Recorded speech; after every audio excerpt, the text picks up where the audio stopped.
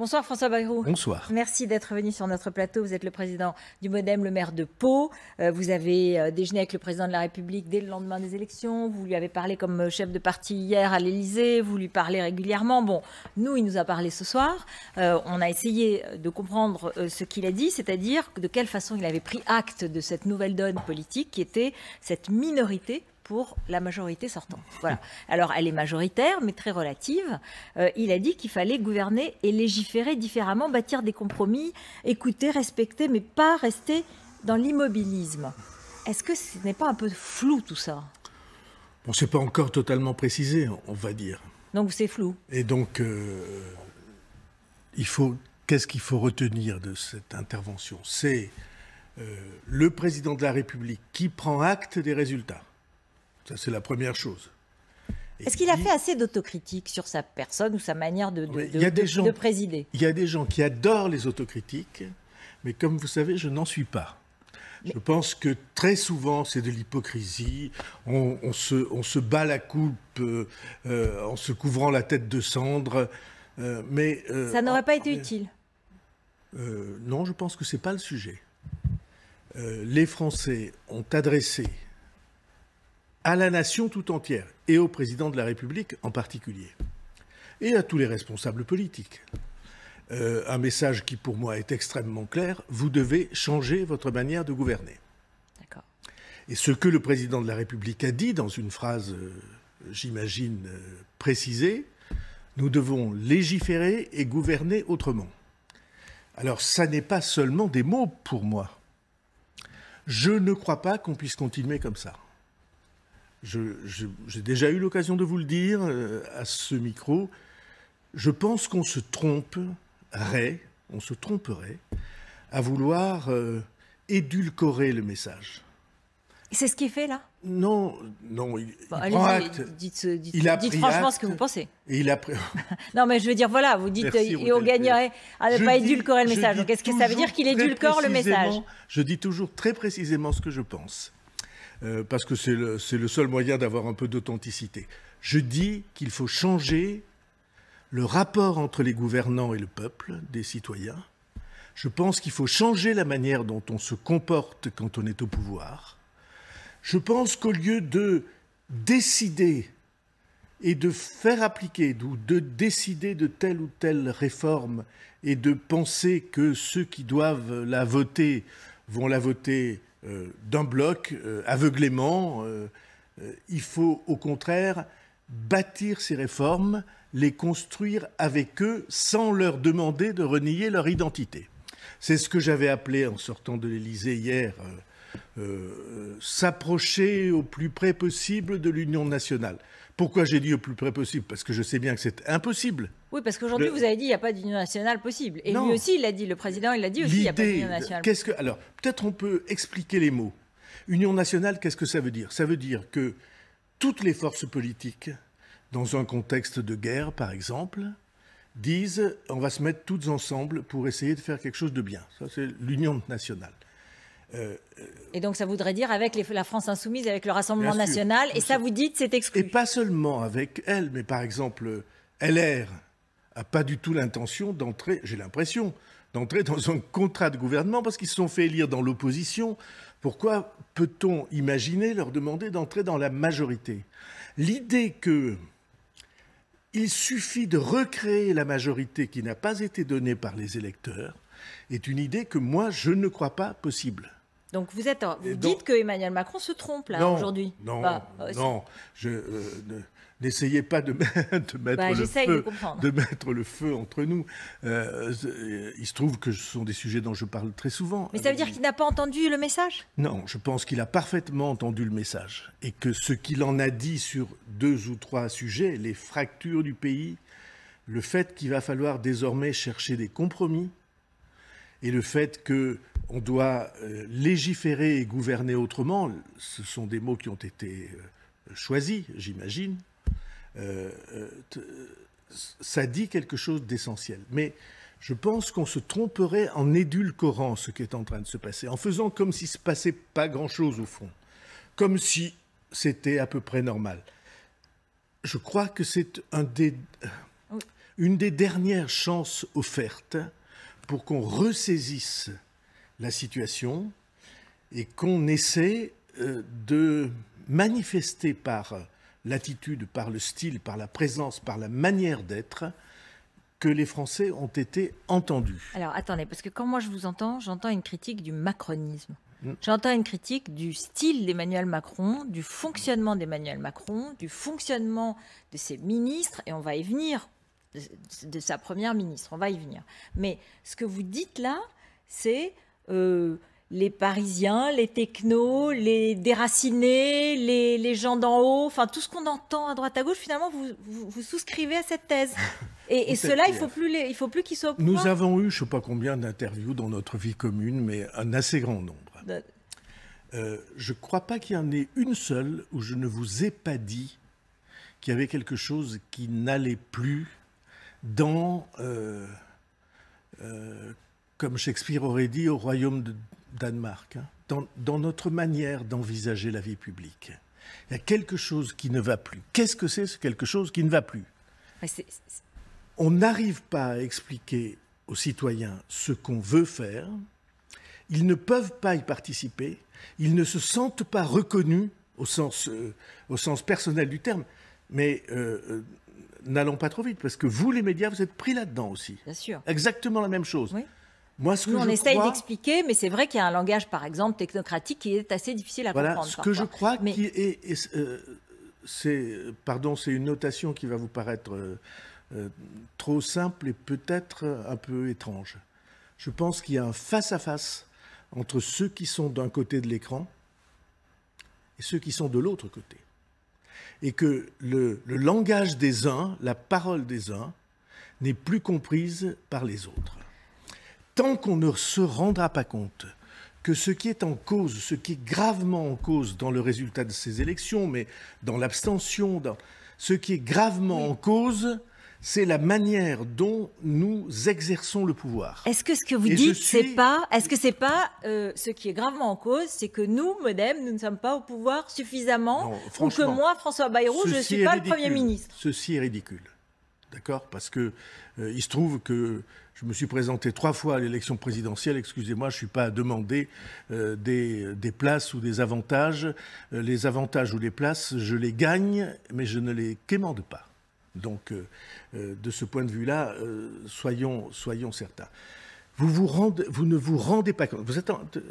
Regardons précisément cette séquence de 3 jours et votre phrase. Je le dis avec... Oui, il n'y a pas de problème. Bon. Je vous pose des questions, vous me répondez et vous avez le droit d'être aussi sévère éventuellement que je peux l'être dans mes questions. Il n'y a aucun problème. On a une élection législative qui est non pas la première, comme tout à l'heure c'était dit sur votre écran, en fait. C'est au moins la 2e. Oui, mais il y en a eu en 58 aussi. Voilà, il n'y avait pas la majorité pour le général de Gaulle. Mais à l'époque, le président de la République n'était pas élu au suffrage universel. Exactement, mais c'est quand même peut-être la 3e fois. C'est la 2e fois qu'un président de la République n'a pas la majorité, et sur une décision qui est une décision, j'allais dire, mûrement réfléchie du pays.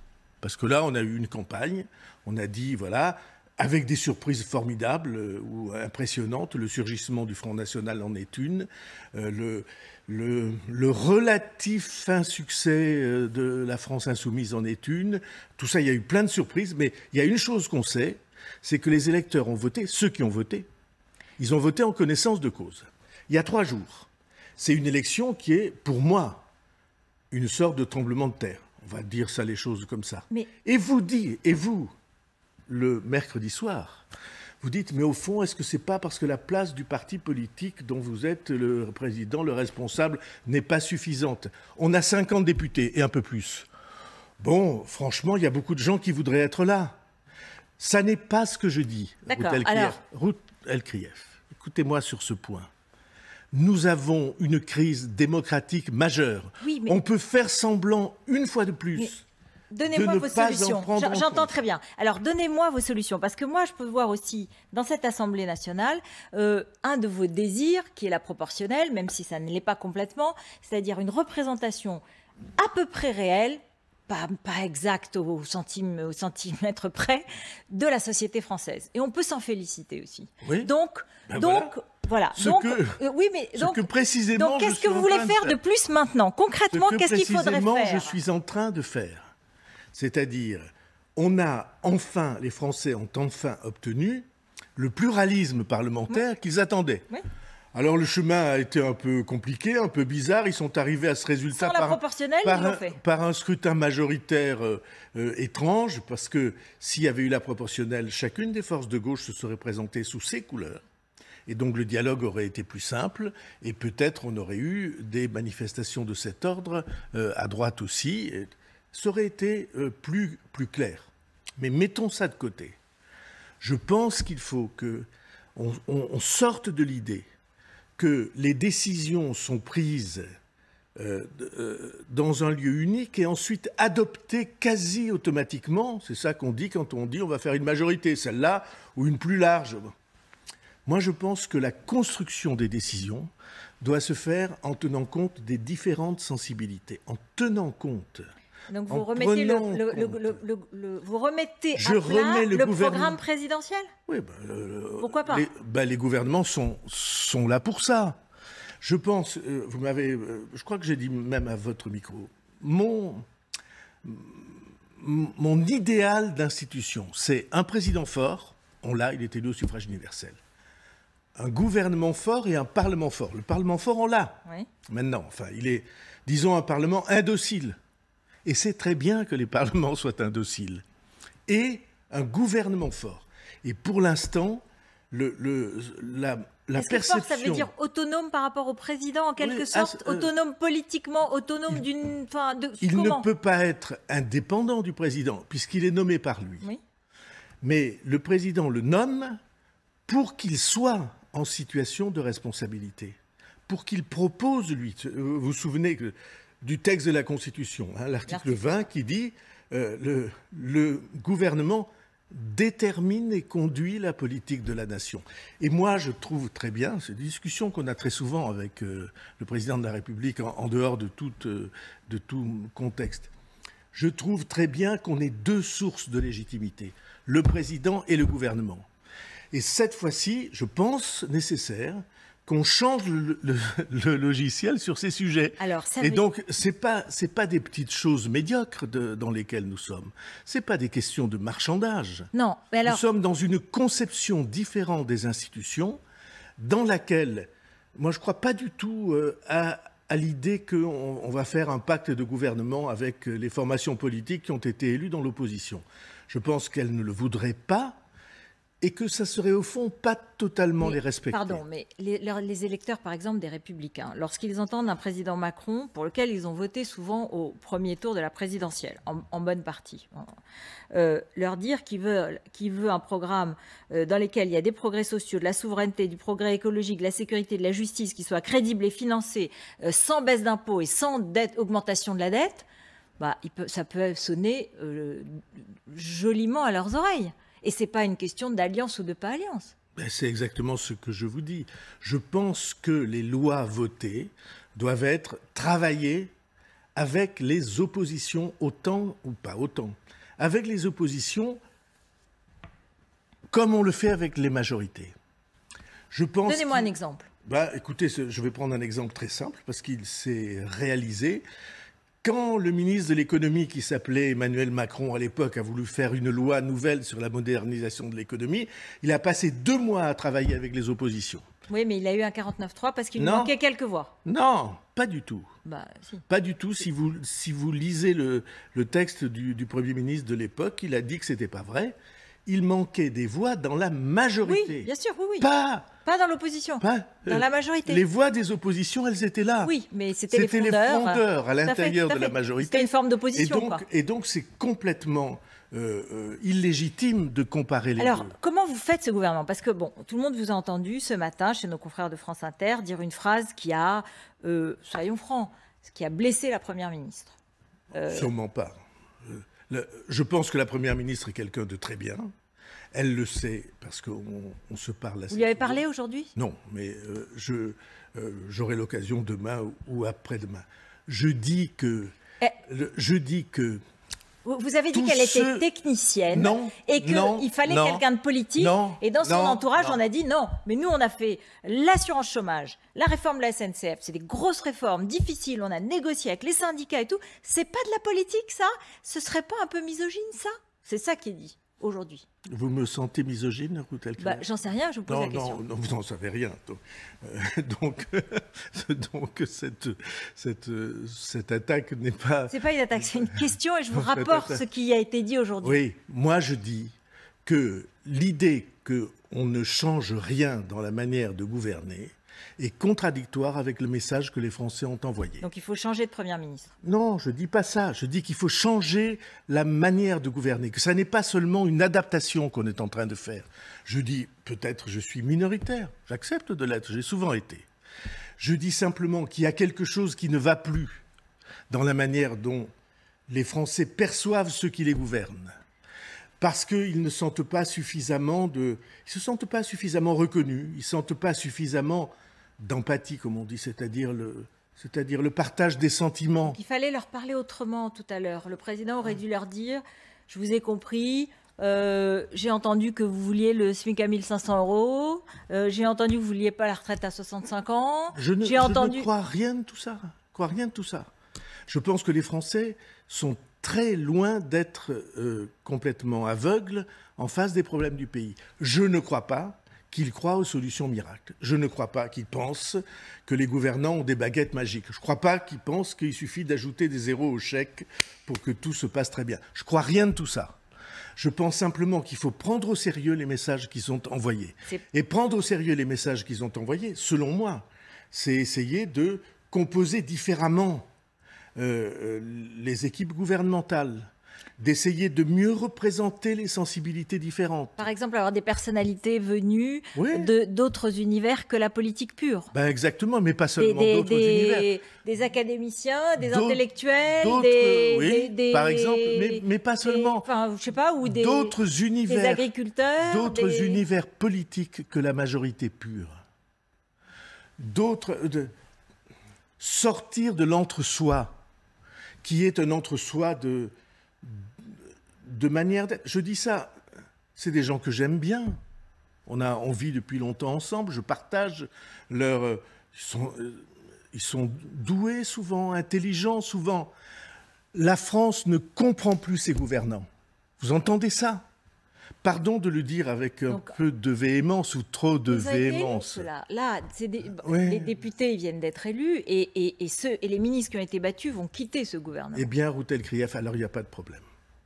Non, mais je comprends. Je vous donne acte. Je voudrais comprendre comment concrètement... Vous êtes une des plus grandes journalistes françaises. Vous êtes gentil. Non, mais c'est la vérité. Mais on peut bien accepter ça. Non, je voudrais comprendre concrètement ce que vous attendez. Je veux dire justement parce que pour que les Français le comprennent de façon simple, pas de... Enfin voilà. J'ai envie de vous retourner le compliment, c'est-à-dire dites les choses clairement. Vous trouvez que je ne les dis pas clairement? Non, j'attends quelque chose d'encore plus clair. La Première ministre, elle n'est pas assez politique, vous l'avez dit ce matin. Non, donc, je n'ai pas dit ça. J'ai dit qu'il fallait un gouvernement moins technique et plus politique. Plus politique au sens de je prends entre mes mains les attentes, le profond de ce que les citoyens voudraient et attendent. On peut continuer comme ça. On ira d'accident en accident. Comme cette émission est enregistrée, vous aurez définitivement ça dans vos archives. On ira d'accident en accident. Le monde politique, il fonctionne toujours pareil. Il y a des élections, il y a un accident électoral. Le soir de l'accident, il dit oui, quand même, on vient de prendre une baigne sérieuse. Le lendemain, ils en parlent encore. 2 jours après, c'est fini. Et on recommence comme avant. On a tort de recommencer comme avant. Alors, qu'est-ce qu'on fait vendredi? Parce que le président, il a donné rendez-vous vendredi. Voilà ce que je dis en tant que citoyen et en tant que responsable politique, en tout cas. Donc on change le langage. On change le langage et on parle plus clairement et plus franchement aux Français, comme ils parlent eux tous les jours. Et je vais vous pas dire, comme ils parlent non mais c'est pas vulgaire, au contraire. Voilà. C'est-à-dire de façon claire de façon claire, non vulgaire. Non mais bien sûr. Et c'est ce que non affecté. Et c'est ce que nous essayons de faire. D'accord. C'est ce que nous essayons de faire dans les médias. Et moi, je trouve que voilà, c'est aussi simple comme si nous parlions à des proches et pour que les choses soient claires. Et avec respect, évidemment. Bon. Mais après, ok, très bien. Et ensuite, qu'est-ce qu'on fait? Ensuite, le gouvernement devient lui-même le rédacteur des propositions et des projets de loi qu'il discute avec les différentes sensibilités préalablement. Donc, il s'autonomise par rapport au président. Oui. Donc, ça veut dire qu'il y a l'Élysée, puis de l'autre côté de la Seine, il y a Matignon et il y a un gouvernement, et en fait, il y a un pouvoir partagé. C'est pas partagé. Le général de Gaulle a dit une fois pour toutes ce qu'il en était. Il dit, nous allons enlever l'exécutif, la décision politique, aux manœuvres parlementaires.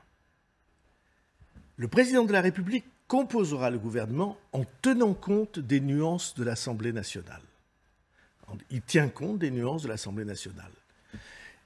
Et on a ainsi une démarche politique qui est en effet partagée entre le président de la République et le gouvernement n'étant pas seulement l'exécutant du président de la République, mais étant, comment dirais-je, une des sources de l'action politique. Donc ça veut dire que dans un prochain gouvernement, il faudrait qu'il y ait des représentants de plusieurs partis, des nuances politiques. Il y a des personnalités qui peuvent porter une partie des nuances politiques du pays. Tout en n'étant pas le gouvernement d'union nationale qui irait d'un bout à l'autre et qui n'est pas d'actualité.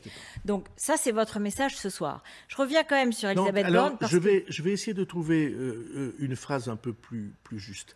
Il y a des gens qui disent coalition, gouvernement de coalition. C'est Édouard Philippe. Hein. Oui. Vous m'avez dit la semaine dernière, ou il y a 15 jours, quand vous étiez sur ce plateau, que vous étiez dans une bonne relation de partenariat. On a une très bonne relation de partenariat et on peut avoir des nuances, on s'en explique. Moi, je crois qu'il faut non pas un gouvernement de coalition, non pas un gouvernement d'union nationale, c'est impossible. Je crois qu'il faut un gouvernement de bonne volonté. Un gouvernement de bonne volonté, c'est un gouvernement qui est parfaitement conscient des orientations du président de la République, avec qui il est en proximité, mais qui se donne la liberté, la puissance, la légitimité de travailler les réformes et les projets avec les nuances, y compris de ceux qui ne sont pas de la majorité. Et ça va jusqu'au RN et jusqu'à LFI. Les majorités ont travaillé depuis très longtemps en France, depuis des décennies, comme si elles étaient un bloc obéissant à une seule source de légitimité. Ceci a changé depuis le week-end dernier, pour moi. Alors il y a des tas de gens qui, dimanche, pensaient que ça avait changé, lundi le pensaient encore, aujourd'hui le pensent plus. C'est comme ça. Vous ne parlez pas du président Macron, par exemple? Non, pas du tout. Mais non, parce que lui, je sais qu'il pense à ça. Je ne parle pas tout à fait en l'air, je sais. Mais je sais que l'immense majorité de la culture politique, au fond, se satisfait très bien que rien ne change. Mais je pense qu'il faut que de l'intérieur, y compris de l'intérieur de la majorité, y compris d'une force politique comme la nôtre, qui sommes un peu différentes du mouvement principal de la majorité, vienne et se fasse entendre cette exigence de nouvelle approche, nouvelle méthode et nouvelle culture que le président a esquissée dans son discours. Un gouvernement de bonne volonté, c'est ce que vous dites, c'est votre définition. À côté de ceux qui veulent une coalition, et notamment avec les Républicains, soyons clairs, parce que, justement, ils ne le veulent pas aujourd'hui. Si c'était possible, je l'examinerais, et peut-être sympathiquement. Mais ça n'est pas possible. Aujourd'hui. Vous comprenez? Non, mais vous voyez bien, vous ne pouvez pas demander à des gens élus dans l'opposition de venir le lendemain matin se ranger dans la majorité. Ou alors, est-ce que c'est moi qui ai pas les yeux en face des trous? La coalition avec les Républicains, ça semble exclu pour vous. Donc, vous dites de la même façon un gouvernement qui, finalement, part avec sa feuille de route, mais qui, au cas par cas, va chercher, va glaner, comme en 1988, non, pas seulement les voix. va être lui-même la source d'un certain nombre de propositions nouvelles. C'est de ça dont on a besoin. Article 20, le gouvernement détermine et conduit la politique de la nation. J'avais proposé il y a très longtemps qu'on écrive « Le président détermine et le gouvernement conduit la politique de la nation ». C'est pas ce qui a été choisi. Au fond, on a besoin des trois pôles forts, le président fort, le Parlement fort et le gouvernement fort. Et ce qui manque aujourd'hui, c'est un gouvernement fort. C'est que le gouvernement soit considéré par tout le monde comme fort, par les forces parlementaires avec qui il dialogue. Donc, est-ce que vous demandez un changement de Premier ministre? Parce que est-ce que vous considérez que la Première ministre est assez forte et ce gouvernement est assez fort? Reprendre mes déclarations, j'ai dit, comme quelqu'un qui estime la Ve République, c'est au président de la République d'en décider. Là, il va se lancer dans son épisode européen d'abord, ensuite international, OTAN et G7. Mais pendant ce temps, il va continuer à réfléchir. Je suis persuadé que ce temps-là doit permettre au président de la République de réfléchir à ce nouvel équilibre. Il a dit nouvelle méthode et nouvelle démarche, quelque chose comme ça. À ce nouvel équilibre dont on a besoin. Parce que sans ça, on va se retrouver une fois de plus avec un pays qui a le sentiment qu'il a dit quelque chose, et il l'a dit assez fort, mais qu'au fond, non, business as usual. Non, mais c'est pas possible puisqu'il n'y a pas de majorité absolue. Donc en fait, c'est impossible. Donc de toute façon, il va y avoir des modifications, des discussions. Des changements profonds. Non. Je plaide pour des changements profonds. Voilà. Alors je suis sans doute Don Quichotte, sans doute minoritaire, je veux bien tout ce qu'on veut, j'accepte tout ça. Mais je dis alors avec le sentiment de gravité d'un citoyen de base qui en peut plus de voir cette succession d'accidents. Je dis qu'il faut qu'on prenne à bras le corps les nécessités de l'heure, la gravité des problèmes, et qu'en effet, on montre de manière claire que les choses doivent changer. Voilà ce que je crois et que je plaide. On fait des gouvernements techniciens, il faut faire des gouvernements politiques. Alors, c'est plus la mode depuis longtemps. On croit que donc avec des élus locaux, dans les dossiers. Avec des élus locaux, avec des... Il y en a déjà. Avec des expériences de vie différentes, il n'y en a plus pas assez. Il n'y en a plus beaucoup. Trop d'énarques, quoi, en fait. Non. Pas seulement. C'est bien qu'il y en ait, mais il ne faut pas une seule culture au pouvoir. On a le sentiment qu'il y a une monoculture du pouvoir, que tout le monde est passé par le même moule, que le langage, la langue, est devenue exactement la même. Qu'est-ce que vous répondez à Jean-Luc Mélenchon qui a dit ce soir, le choix n'est pas la ratatouille, il ne faut pas biaiser avec la réalité et la Première ministre doit se présenter son programme d'action et solliciter la confiance de l'Assemblée nationale. Ça, c'est la 4e République. On a le droit d'être pour la 4e ou pour la 6e, ce qui est à peu près la même chose. Ça n'est pas l'élection législative qui fait le gouvernement. C'est le président de la République qui fait le gouvernement. Mais il le fait en tenant compte de ce que le pays a exprimé pour les législatives. Voilà pourquoi je plaide pour que, oui, on prenne les choses à bras le corps avec gravité. C'est plus confortable de ne rien changer, vous savez. C'est ce qui s'est passé ce soir? C'est ce qui va se passer? Non, il y a dans la déclaration du président de la République des éléments qui sont des éléments de changement fort. Est-ce qu'ils vont porter Moi, je le souhaite. Je le lui ai dit sans biaiser, parce que après tout, c'est notre responsabilité. Vous êtes alliés et vous restez alliés. Alliés, en confiance, assez amicaux, je crois, et francs dans le langage. Donc, vous demandez à voir et vous attendez de voir, quoi, quand même. Non, je pense que les jours qui s'ouvrent, ou que le discours de ce soir ne doit pas être considéré comme la clôture d'un cycle, mais comme l'ouverture d'un cycle. Mais il peut y avoir une situation dans laquelle vous rompriez cette alliance? Non, c'est pas ce que je dis. Je n'ai pas l'habitude de changer d'avis tous les 4 matins. Mais je pense que, même si c'est inconfortable, il doit y avoir, y compris dans la majorité des gens, qui soutiennent la nécessité de prendre au sérieux ce que les Français ont dit. Au sérieux. Un gouvernement de bonne volonté, un gouvernement fort et qui finalement, duquel émane un certain nombre de propositions après avoir entendu ce qui se passe à l'Assemblée nationale. J'ai bien résumé ? Ceci est la Ve République. Merci beaucoup. Merci François Bayrou d'être venu.